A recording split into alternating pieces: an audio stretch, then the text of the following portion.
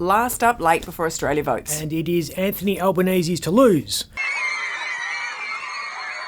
Despite the best efforts of Penny Wong and Tanya, we're just not that tactile plibisec. He's kind of just grabbed your hands. A second win would put Albo in an illustrious group of PMs who won more than one election. I'm trying to help add some colour and movement. Peter Dutton's hoping God isn't an early postal voter and may deliver some last-minute divine intervention. I have always believed in miracles. We seem to be talking about the same handful of things. Cost of living, economy, housing, defence and energy. Yeah. Cost of living crisis. Cost of living support. Cost of living. On cost of living. Economic management. Economic management. To defence. In defence assets. Energy crisis. Energy bill relief. Energy. Energy. Energy policy. Energy. Did you hear anyone say the word education once in this campaign? Didn't feature strongly. That's going to haunt us. Me fail English?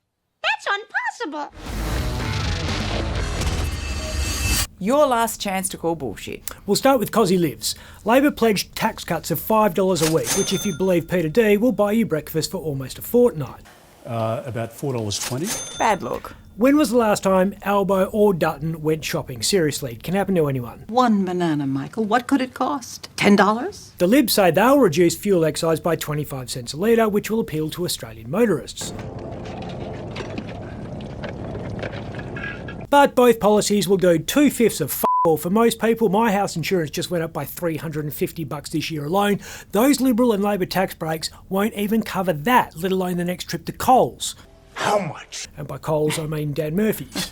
So you don't think we should get tax cuts? I think you and I should get tax cuts, but not everyone. Gina Reinhardt, Clive Palmer, Mike Cannon-Brooks. These aren't people who are living on home-brand polony. I know the divorce means Twiggy's down to his last $17 billion, but I reckon he'll do okay without the support of the Australian taxpayer. The party's over.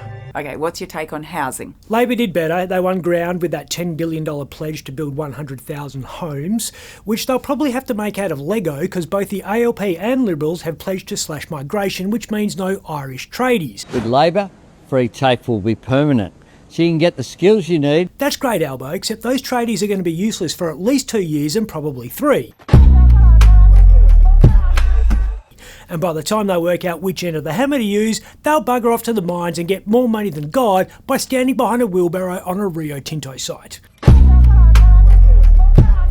The Libs performed better on defence. Yes, but still ducked the absurd reality of Australia's defence strategy, which is based on selling minerals overseas and using the money to buy tanks, which we hope will arrive before the minerals come floating back in the form of Chinese troop ships. What do you mean? We had a mid-campaign national security scare when those frigates from Beijing circumnavigated Australia. Yeah, with concerns they were going to blockade Port Hedland and the Pilbara. Like China's going to stop iron ore shipments. Seriously, do people think those boats are made of plasticine or something? Robert Ducky, what's your 1020, over? May as well have had Made in Australia stamped on one side and World War III brought to you by Rio's overpaid tradies on the other. If it sounds like a scene from Utopia, that's because it was. I'll name one and you just nod. China. Military build-up is going to be expensive. $100 billion in deficits over the next 3 years, shackling the next 5 generations of Australians to more than $1 trillion worth of debt. Now, my kids annoy the hell out of me, but finding them $1 trillion tomorrow for our bad behaviour today isn't going to win any of us a Barnardo's Parent of the Year award. Energy had some clear policy differences. Libs going nuclear. Excellent. Labor backing renewables. Release the hounds. And both arguing about whose plan is going to cost more, when the only thing that's certain is whatever we think each will cost will be much less than each actually does cost, because the federal government has never built anything on time or on budget, ever. It would have to be something great. We can't finish a railway on time and on budget, and we've been building them for 200 years. You can ride the little mall train. What chance have we got replacing the entire national electricity system with completely new technology we've never seen before? Flux capacitor, fluxing. You are so negative on politics. You know what Churchill said about democracy?